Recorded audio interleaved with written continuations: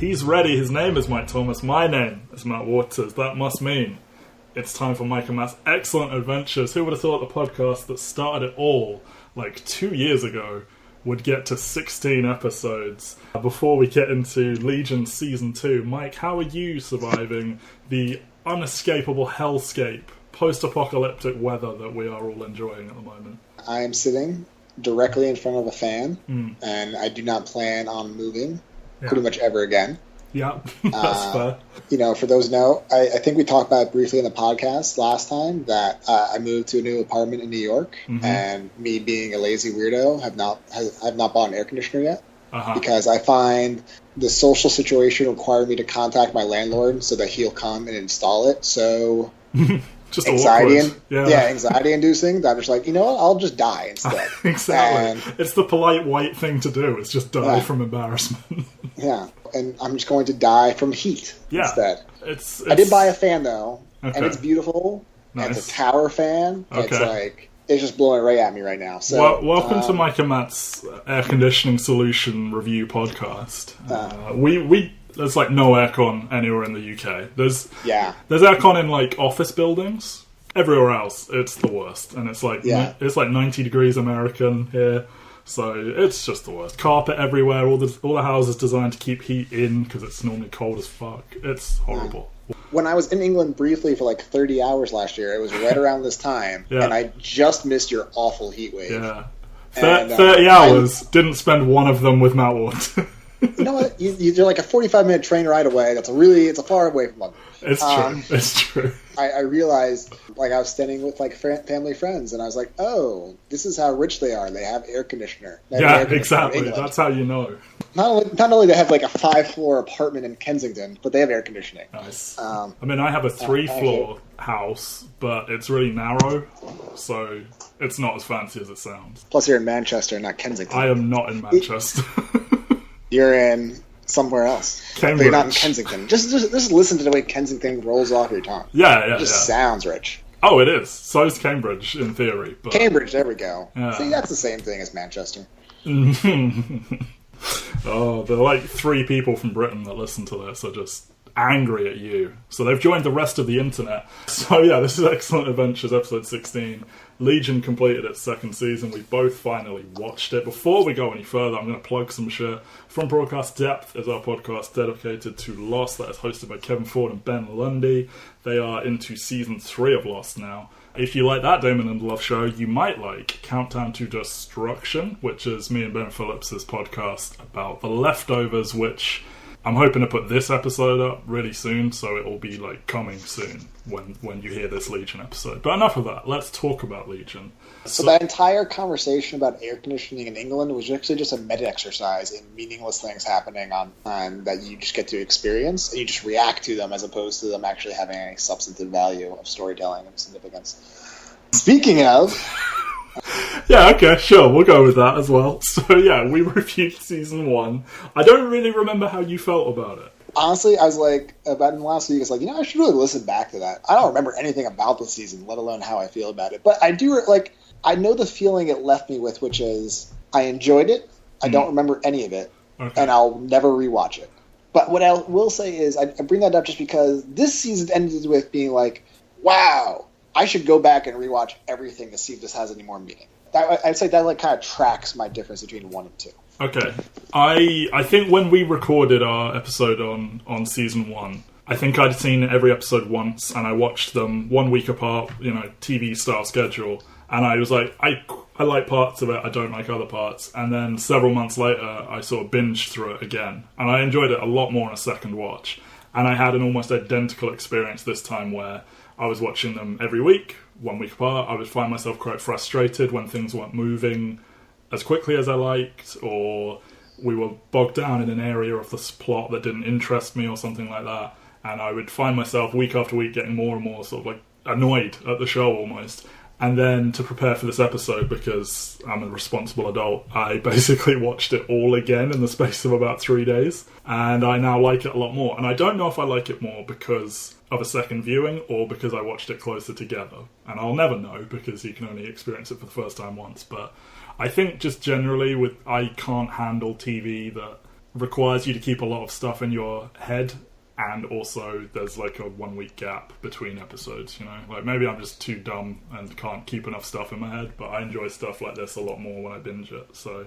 It was interesting. It was, there was actually like 4 shows on FX I was watching at the same time. I don't know what Legionnaires on yours, but Atlanta, The Americans, and the awful show that I will never watch season 2 of, the Danny Boyle show. Where the fuck that show was. Those were all airing at the same time. So I was kind of putting off Legion, figuring, because you told me that Legion the UK was going to be like 2 weeks behind or whatever. 2 weeks so behind. I use that as an excuse, but I was really like getting far behind and getting intimidated by the idea of watching so much of it. Yeah.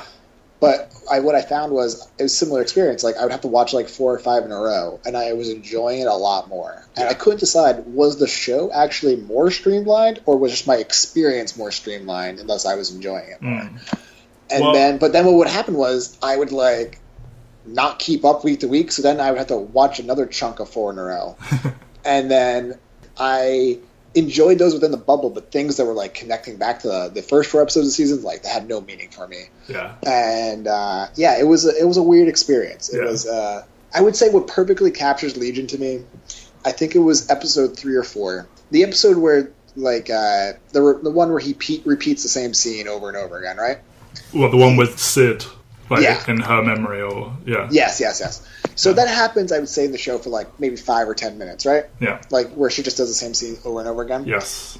My FX app, like the channel app on the Roku, had a glitch, and this scene repeated for 45 minutes, and I did not think I was watching. I didn't think anything was wrong. Like, I literally just thought... So you just sat and watched that for 45 minutes? And I thought it perfectly captured. I was like, what's so funny, though? It's so embarrassing. I was just like, you know what? This is really deep and meaningful. Like, they're just, like, taking this trope, and they're not doing anything new with it. We're just having the same scene over and over again. It's a great parody of this trope in, like, TV shows. And I was like...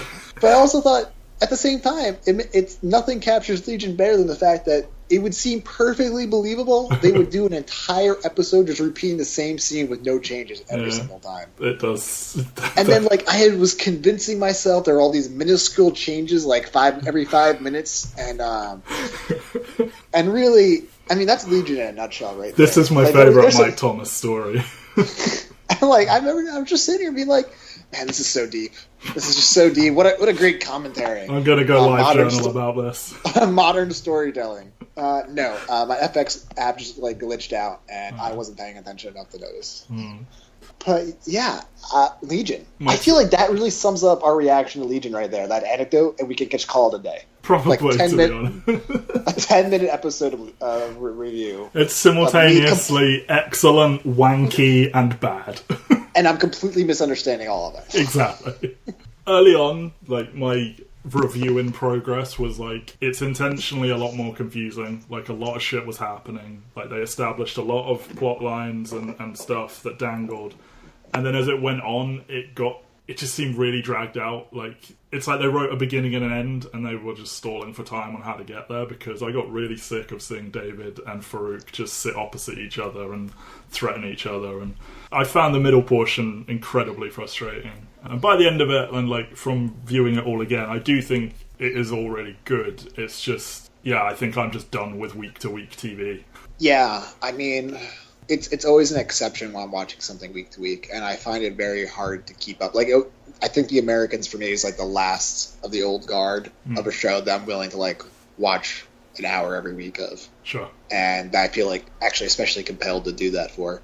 Yeah, I do think this show is best like probably watched in like 2 5-hour chunks. Or one episode for 45 minutes. And then or just the rest of the episode. 5 minutes of a single episode over and over again, you'll get the exact same experience. Yeah. And then ideally, if you're going to do a podcast about it, as soon as you're done watching it, you should record the podcast immediately. Yeah, not wait 2 weeks and forget everything that happened. Yeah. So I do agree. There are definitely some pacing issues. Like, there should be... It probably could be 8 episodes. What was it? This season was 11 episodes, right? Yeah, it was 10, and they added one in the middle. And I'm pretty sure I know which one it is, because my other complaint is... Was it the one that repeated the entire episode? Yes, it's that one. Because my other complaint is like how they handled characters like Melanie and Kerry, and to an extent, Lenny. who just kind of got benched for the big cast. Lenny appeared more as it went on, but early on I was like, wow, there is not much Lenny here. And then they do that whole episode that's just about those characters, and it's like, I think they sat and they were watching the edit, and maybe they saw some of the reviews, and they were like, oh shit, and they just gave them a whole episode. Because they repeat some of the scenes from that episode in the one after, like her showing up in the car that's on fire, and then getting the gun out. It's like, I feel that was all just added in just to be like, oh, sorry, Jean Smart, wasted actress. Yeah, I mean, I with Lenny, like, I really thought, like, the way season 1 was structured, it made, from a strictly character sense, it made sense for her to disappear at the end of that first season. Sure.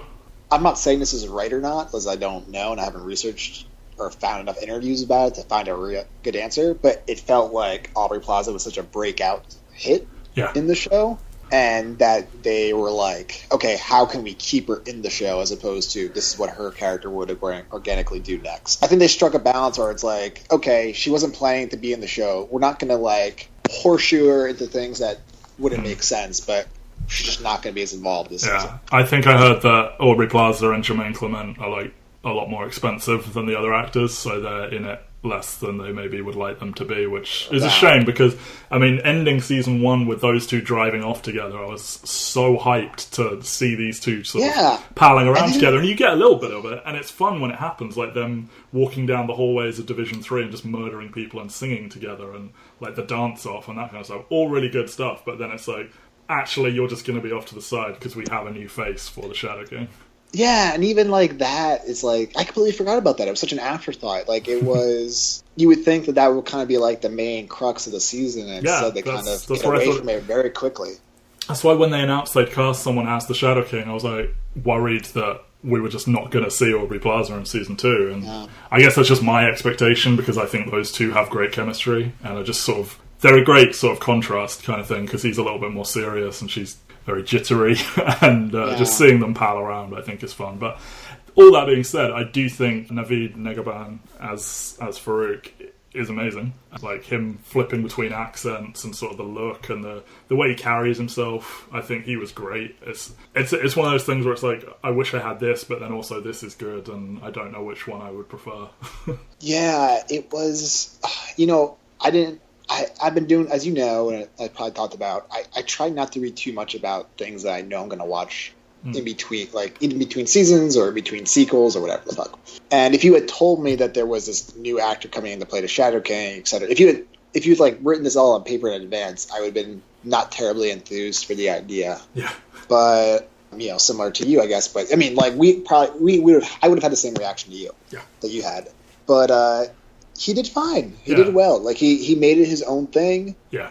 I think it put Aubrey Plaza in a far more interesting role, especially since I don't think this show is, you know, terribly long for this Earth. No, I think three seasons is probably it. And I think that 3 feels appropriate too, especially where they landed at the end of this season. So absolutely. I thought this was a change of pace that I wasn't ready for, but I think worked out pretty well. Yeah. All things considered. It reframes her completely, because you get this idea that her and Oliver are prisoners within his mind, or within Oliver's mind, really. But, you know, the Shadow King has absorbed these psyches, and he just takes them out and plays with them. She even phrases it as he rapes me. And I don't know if she meant, like, he has thoughts of violating her that he makes her experience, or if he just means, you know, he makes me do things against my will kind of thing. But yeah, it certainly reframed her whole situation where, you know, throughout season 1, she is the face of the Shadow King. And then you get this reveal that, you know, no, this is just like, this is what she used to get through to David, and like, she is a prisoner in this mind. And then putting her back in a physical body in a very disturbing, harrowing, beautifully shot and edited scene. You know, Jermaine Clement looking just sinister as fuck, walking in with his hands like a surgeon or whatever, and you know, taking David's sister's body or whatever. That was just all. Like, even the whole structure of that episode was really good. Yeah. And, you know, the reveal was not maybe entirely expected. No. You know, I think it made Lenny very, like, you know, sympathetic, but also it kind of was like, you know, she is damaged by this experience, and this idea of being in a different body is also, you know, traumatic for her. Yeah, and she's haunted by Amy and stuff. Yeah, and I think all that on a lesser show, like you would, I think you probably are conditioned by so much bad or mediocre TV and movies over the years. Like you see something like that, and you think, oh, they wrote out the sister character because they had nothing to do with it. I was like, no, the sister character is now haunting her. Like that's, I don't know, that was a far more interesting direction than I was, expecting. Yeah, and like to see David and Lenny run off together at the end and stuff, it's like, oh, that was awesome. This is going places. Like he just shows up. Her as like the bored sniper who's kind of a bit distracted, also kind of fun. Like the range that Aubrey Plaza gets to show off in both seasons of the show is pretty insane. Like I'm shocked she isn't even an even bigger star than she is, because to go from someone you could easily do an impression of from in Parks and Rec as like this specific type of low energy girl to look at everything I can do, it's crazy. Yeah, it feels like she's one movie away. Like it's like she needs like her Juno or something that like. I keep meaning to watch Ingrid Goes West. I don't know if that's any good or not, but I've heard good things. Yeah, it's on my list. Yeah, I mean, there's so much going on. I mean, the simplest version of the plot is just the Shadow King's trying to get his body back. David is briefly helping him because he has a conversation with Sid in the future, who's like, you have to stop the Shadow King from dying. You have to help him, or the world will end. And then he does that to Amy, so David's like, nah, fuck you. And they race for this body. And in the end, he defeats the Shadow King, but instead they sort of all his friends turn on him and basically say, hey, you're mentally ill, and you are using your powers in a very bad way, and we would like you to take treatment, or we will be forced to potentially kill you. And then he just busts out of there with Lenny. And I'm very glad they did this, because as it's presented in like season 1, like Melanie flat out states, oh, you're not mentally ill, you just have powers and you don't understand them, and if we help you understand them, you won't be mentally ill anymore. And on some level and also, the idea that the Shadow King is a parasite in his head, a voice in his head that is influencing his actions. It was all very sort of get out of jail free kind of thing, like this easy relation one-to-one between his powers and the Shadow King and his mental illness, and just saying, now Farouk's out of his head, he's absolutely fine. And that was actually kind of problematic. So to put it back in a place where it's both. It's worsened by your powers and stuff, but you are mentally ill. Like, you suffered these effects. And I think that was a very smart way to go. And it kind of seems like they're now setting him up to be the villain of the show that is named after him in season 3. Yeah, and I think, more importantly for me than that is we see a lot of, as we know, most superhero products, movies, TV shows are usually male. And I think usually at one point or another, the star, the lead, the superhero, do they have too much power or something like that, is a question that either is danced around or asked or sometimes very explicitly directed. You're too dangerous to exist. We have to kill you for no reason. Yeah, it's like, is, Batman too much of a fascist? Yes. Like, is Superman too powerful to be on this planet? Yeah. Is Tony Stark being too extra? Well, yes. Yes. And all these questions are asked, and sometimes they even really get truly confronted. But in the end, the movie or the show or whatever always kind of sides on the idea, still. I feel they asked the question to be dramatic and with no actual intention of following through on it. And I think they handle it really well here. And like, you kind of see him confronted with his, I don't want to say his white male privilege, but kinda, because he conducts himself in a manner that, you only need to see these scenes from another angle, and it's like, well, some of your behaviour here isn't great. Like, making changes to their brain chemistry without asking them. Like, Ptolemy's like, wait, you did a thing in my mind? And it's like, it's all just waved off as a funny scene. And like, Sid doesn't like to be touched. And we actually learn in her like focus episode, it's not because of the power. She never liked to be touched. And arguably she developed the power because of her distaste for being touched. Like, even as a baby before she had power, she didn't like to be touched. And David comes up with a way where they can sort of mentally touch each other. And it's kind of like, on the one hand, that's great, but is that actually what she wants? And it just kind of seems like he's trying to fix everything. And like, especially in that last episode, like, before she even explicitly says it, like, that you drugged me and had sex with me, because he makes her forget what had happened for the last few hours, and like he phrases it as, oh, she just needed to remember how much we love each other. But before they do any of that, like, the way he comes to her as a mental projection and like starts kissing her, it's very like, because like, sex and consent are a very nuanced thing, and like, the whole notion of just because you're with someone doesn't mean you consent 100% of the time, and just the way that scene is played, like with her eyes open, and he's very forceful with it, and just to see him called on all of these things and them to not be afraid to go there with their protagonist who we've been behind for 2 seasons, I thought it was all really well done. And that's not to even talk about all the like scenes where he's torturing someone and he enjoys it and that kind of thing. Yeah, and how much he'll be the villain all next season, I don't know.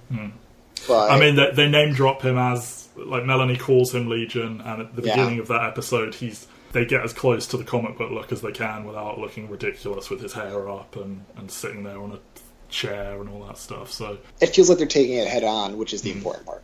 Yes, absolutely. And like to call him on some of his behavior where he uses his powers in a way that he doesn't have a right to, like when he's the episode after Amy's like changed or taken, I don't know how to phrase it, when they take her body from her, he is confronted by Farouk, who's like, well, didn't you curse Amy and like, for putting you in clockworks? And then he's confronted with like a mental image of her, and she laughs at him a lot, and he's like, stop it. And just that very controlling, like, hey, do what I say because of my powers kind of thing. It's all very, he's always played it with this sort of dark edge, has Dan Stevens. Because, sometimes he's vulnerable and broken and all this, but as he's gotten more confident, there's also been this edge to his performance. And I'm glad they went this route.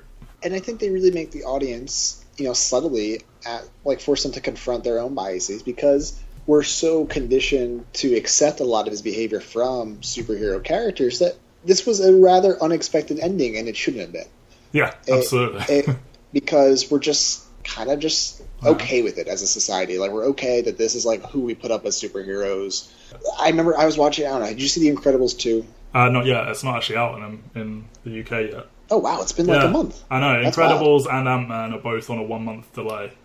That's funny. I'm seeing Ant-Man tomorrow morning. All right. So you can go for it. I want to watch it, but I mean, I'm not precious about spoilers in The Incredibles. Well, no, it's not about that. But it was more, I was watching The Incredibles and I was just like, you know what? So much of superheroes movies, especially like The Incredibles, which are kind of a throwback in terms of like the criminals there.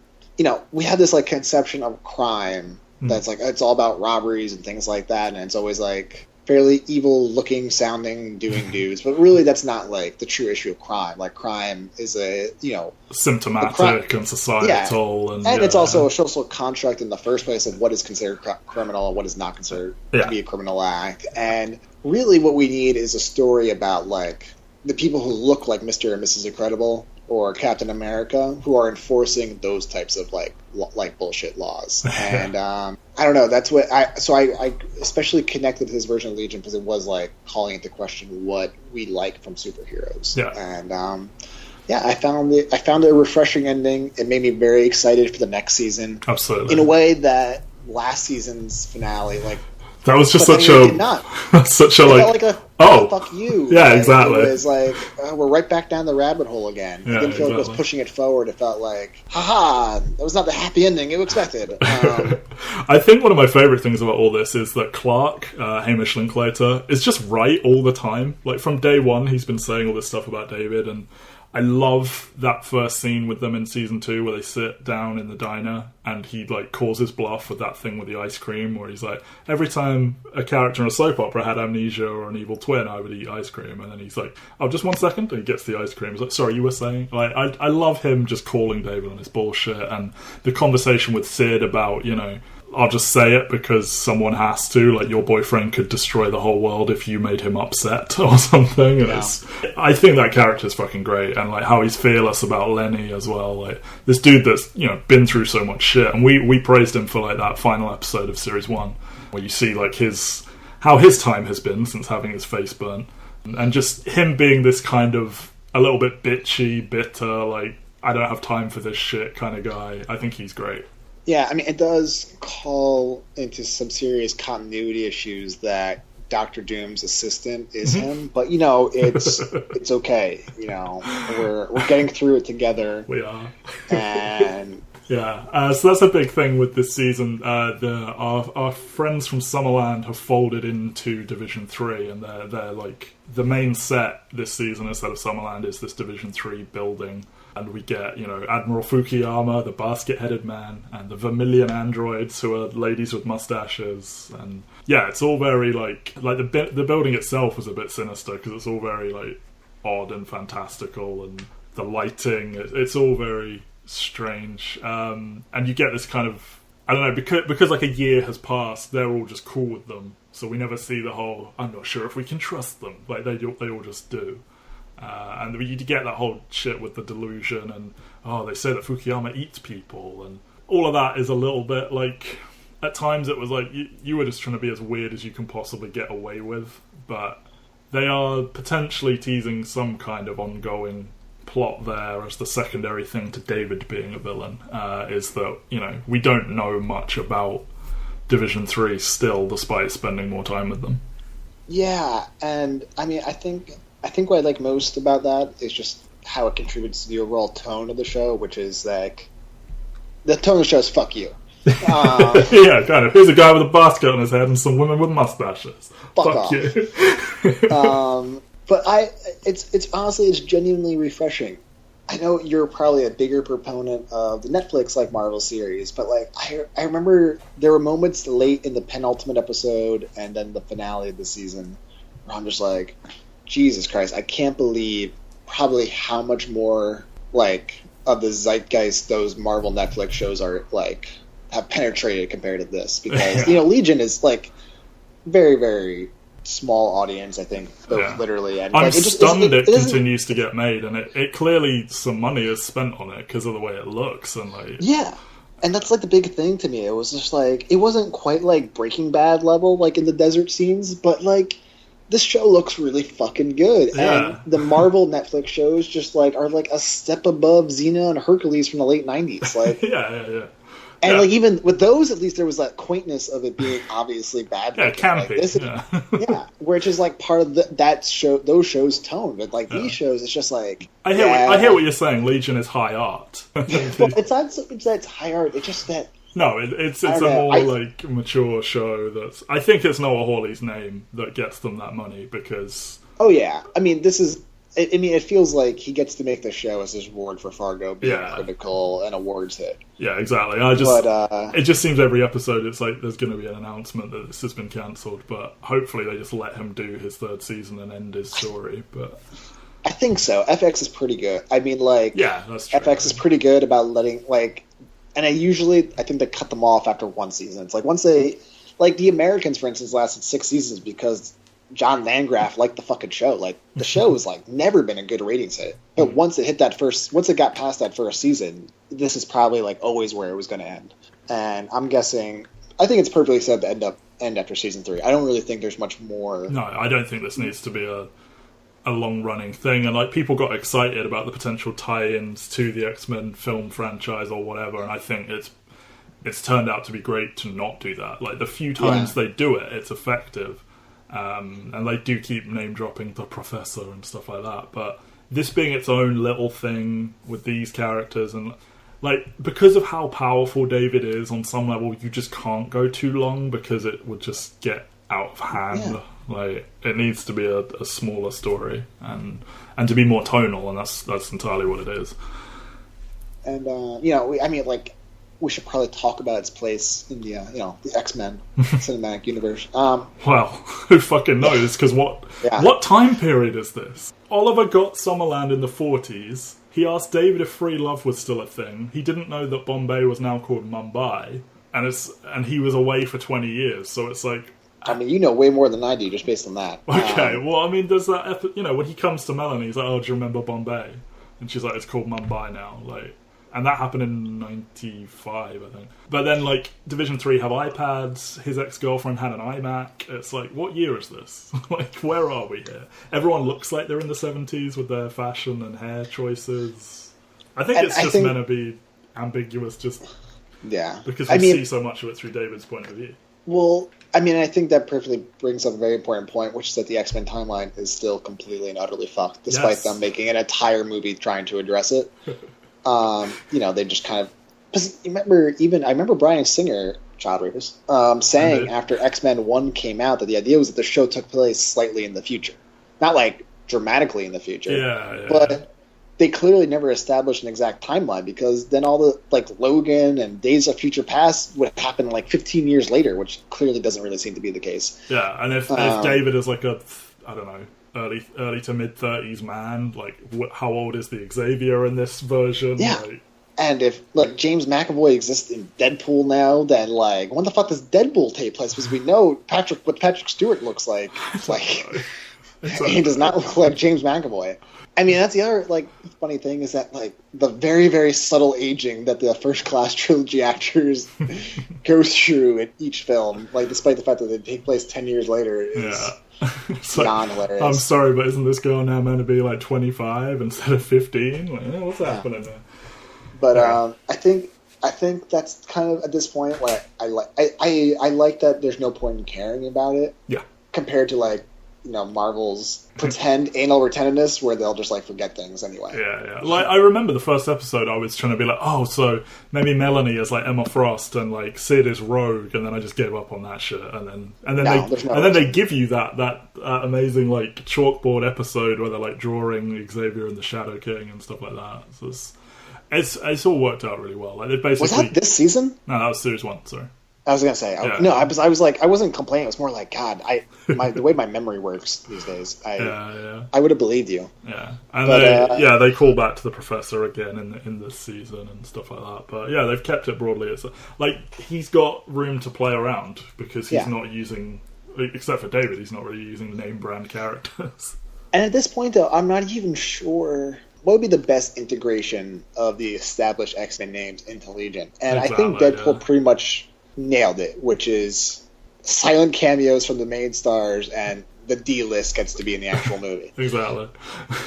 And like, you know, what's going to happen if like David Haller Legion meets like fucking Wolverine, Ty Sheridan's like Cyclops? Like, exactly.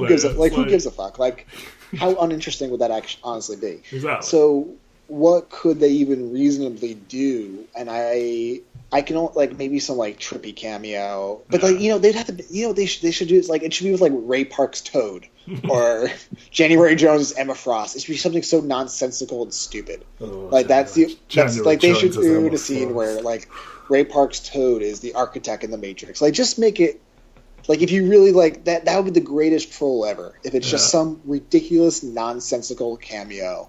Bring back Tyler Mane's Sabretooth. Bring back Lee Shiver's Sabretooth. Bring back both of them. That senator that like turned into a puddle of goo, he just reforms in his senator form. Like, it has to be something completely nonsensical. Yeah. And that I would be fully behind. Anything taken a little too seriously, though, would not feel true to the show at this point. Yeah. And the show has enough of its own thing that they don't need to do. Yeah, like it's a very loose use of the license, and like it's drawing from like the old comics that are kind of a little bit more out there and less continuity heavy. So yeah, I think it all makes sense. Do you want to talk about the narration and like John Hamm? And yeah, because that's a new thing. He's not in every episode, but he's certainly in the first few. But yeah, we get these little like vignettes with Noah Hawley. Holy shit! Did you see the viewers for this? No. In America, so season 1, the premiere had 1.6 million viewers in America. Yeah. The finale had 800,000.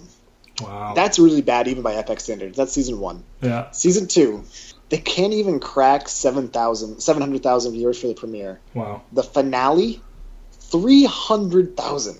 I have never... I mean, is the season 3 announced yet? Yeah, confirmed. 100% the final season. Yeah. 100% the final season. That is hysterical even by FX standards. Yeah, that's a very small number. Sorry to interrupt you. No, it's fine. That's wild. Yeah.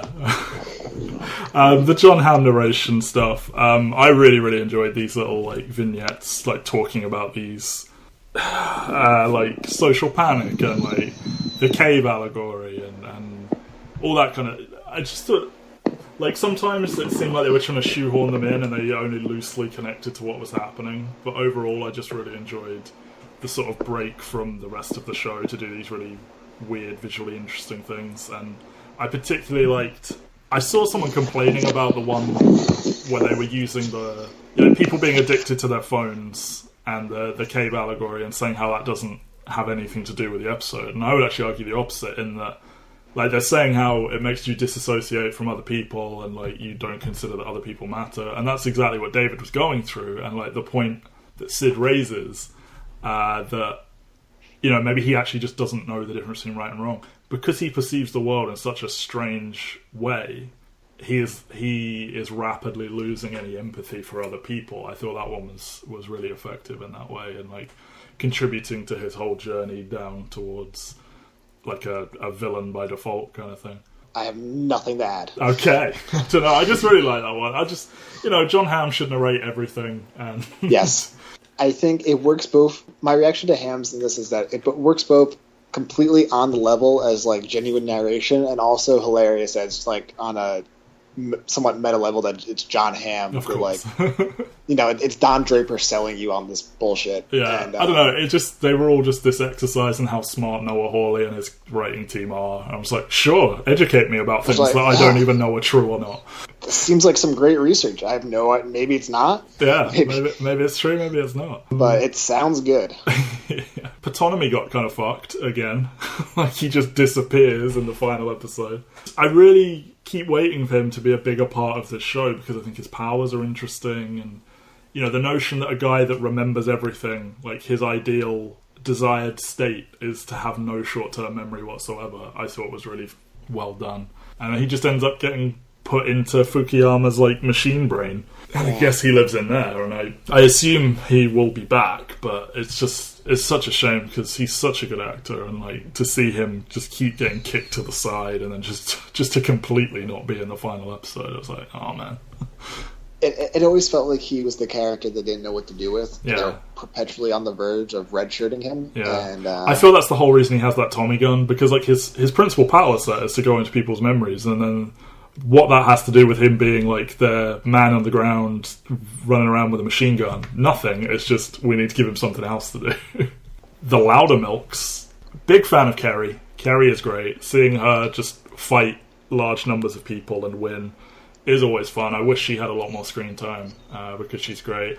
They were quite inconsistent with her little journey, because they get put in a position where Carey now goes inside of Carey, because the Shadow King, like, flipped it, and I guess because he doesn't want to give up his everyday life, they basically agree to live as separate people permanently now, and he's trying to, like, teach her about the world. And, like, to go from scenes where, like, she's learning to eat and drink and go to the toilet and stuff like that, and then in other scenes she seems like a perfectly, like, well-adjusted person. I don't know, it just seemed like they dropped the ball, and, like, I would have liked to see them do a bit more with, like, her learning to... Where did the screen time go this season? Because I feel like I'm looking down the list and like what happened? Like, was it just, like, all Legion all the time? There was a lot of Farouk. It was very dominated by David and Farouk, and everyone else. And I guess like Sid was playing two different characters. Yeah, Sid. So I didn't love the future Sid stuff. Like, you know, the whole reveal. It's like, oh, David's actually the cause of all this. It's like, okay, obviously, but. I mean, did anyone stop and consider that you all fucking around with him is what made him this way? Like, to make him be friends with his enemy, who then kills his sister, and to, like, force him down a path he doesn't want to go down, and, like, not reveal all this information to him. It's like, if you considered if you just let him be, that maybe none of this would have happened. But, I mean, he's still, you know, his sort of character flaws were there in Series 1, and they're bigger than that. But, you know, just this idea that we have to stop him from ending the world, and then they basically push him down that path. Yeah, I feel like I need to rewatch the whole show at this point, because I really enjoyed in the moment. It's just like I do question how it's working on that next level, and I don't. My instinct is just that it's not there, and that's just like the bottom line. It's just like it's not at that next level. I had like this list of running questions I had about what the fuck's going on and what this means and what that means, and I found I was able to answer a lot of them by rewatching stuff, but there are still so many things where it's like, well, what's the deal with this? And yeah, it is a tricky show, and I think at times you do need to just kind of let it wash over you and maybe let some of it just sort of sit in your brain and then maybe go back to it again. But it's not the kind of show where every single line said is going to make sense and every single plot detail will perfectly tie together. It just never will be that. Yeah, and my instinct has just been to just kind of let it wash over me. So I do miss. I mean, I will admittedly, I miss a ton of stuff in the show because I'm just kind of like experiencing it, and it's almost like I am consciously not remembering things at times with the show. So there's like, this has no value, this has no value, this has no value. Wait, they actually reference this? What does this mean again? The show is always fun to watch at the end of the day, even, on some of the episodes that drag a little bit, whether accidentally or on purpose. That repetitive feeling in the show sometimes is for real, and sometimes it's just because I'm not paying attention. And sometimes you're watching the same scene for 45 straight minutes. Yeah, I mean, we're still getting amazing performances out of so many people. I think Dan Stevens is a great actor. So many of the cast are great.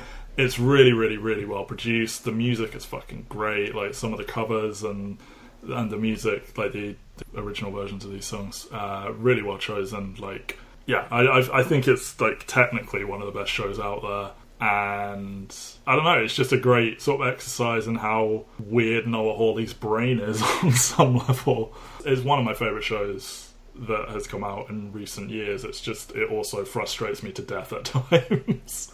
And I think that's on me. I think I need to be less like precious about what does this mean and where's this leading and what happens with this. And like Oliver making that threat to Farouk, he's like, I'm going to kill you, And then he's like, oh, can I have a hint? And he says, what is 1 + 1? 2. No, you're wrong. And it's like, that leads nowhere. And they have a third season to make that lead somewhere. But that really bothered me and kept sticking out because I thought it was really well acted by both of them. And I think, Oliver has been missing for most of season 1 and now he's a prisoner in season 2. And it's kind of like, while he kind of seems like he might be a shitty dude, you do also kind of want to see him get that revenge on Farouk, who ends the season, by the way, just allowed to walk around. Like, they go through that effort to capture him, and then it's like, actually, David's bad. It's like, yeah, but Farouk did kill a whole bunch of people. And that was I think it's a good kind of closing question. How much of that do you think is on the level? How much of that... I have zero idea. Like, is he actually tricking them all? Like, is he free and in charge? That would be really like boring if he was tricking them all. But it also that would be very disappointing. Very ridiculous that this is just like what was happening. Yeah, and I mean, maybe it's a mental projection, and he is safely kept in a room somewhere. I don't know, but yeah, it seems very strange to just start trusting him, given all that murder he did. Also bothers me a bit that he had control of David in season 1. And he never made any play for this body. And now suddenly it's the most important thing in the world. And he's desperately looking for this body of his. But, I mean, hey. Yeah. I'd be curious to see how, if I were to rewatch season 1, what my reaction would be to it now. It's like, it feels fairly disconnected on that level. I don't know, it just felt very... Like, the entire focus of those early episodes there's a big plague, there's this catalyst, there's the monk, there's the chattering teeth, something's coming that's going to end the world, and all this kind of stuff. And then it's like all neatly hand-waved, and it just changes to racing through the desert for what feels like forever. Like, he beats him in the first 5 minutes. By the way, those two singing behind blue eyes to each other while they go and engage in a big psychic battle. Amazing. Great. And like the cartoons fighting reminded me of the chalkboard and stuff, and I thought that was really, really good. I'm just down, like, to see whatever Noah Hawley comes out with. Like, give me more of these, like, visually wanky, like, musical montage scenes and, like, all this weird shit. Like, give me more of it. It's just, yeah, I think it's something you do need to kind of, on first watch, just take it all at value and then maybe give it a rewatch later. And yeah. But yeah, I'm very excited to see what they do with that inevitably final season. I hope they do get to make it, because those viewing numbers were alarmingly low. Yeah. I mean, I don't think they would change their mind if it's been confirmed. But no, I mean, yeah, it's out there that it's getting a third season. But yeah, I would think that's the last one. But yeah, everyone's great. Rachel Keller's a great actress. I could just go through this whole list and say, this person's a good actor. But that would take hours, and I think we're pretty much done here. So let's not do that. Yeah. What should have been our third of fourth X-Men podcast is actually our second one this year, right? Yeah, I think so, yeah. It was supposed to be a very busy X-Men year. Yeah. And now I guess we are done with X-Men. Yeah. Yeah, I think Dark Phoenix is next, like, February. Yeah. And then the kids one is the August after that. Yeah. And then allegedly X-Force and maybe Gambit is not happening. No. Gambit is just simply not I really like your idea of just putting Gambit in X-Force. I think that's a great call. Like, fuck it, salvage this situation. Well, then who knows when you will next hear from me and Mike Thomas. But you can hear Kevin Ford and Ben Lundy talk about Lost every Monday from Broadcast. Sundays starting July 15th, me and Ben covering The Leftovers. And then, maybe Mike Thomas will pop up somewhere. Who knows? We might, welcome you all to the real world. It's the name of the website, endthroughworld.com. Also, teeth. If we haven't all just burst into flame by then. You enjoy your fan. I'm going to go find an ice cube and just spoon it until I fall asleep. And hopefully we're not dead in the next few days. Yeah. All right, what a happy note to end on.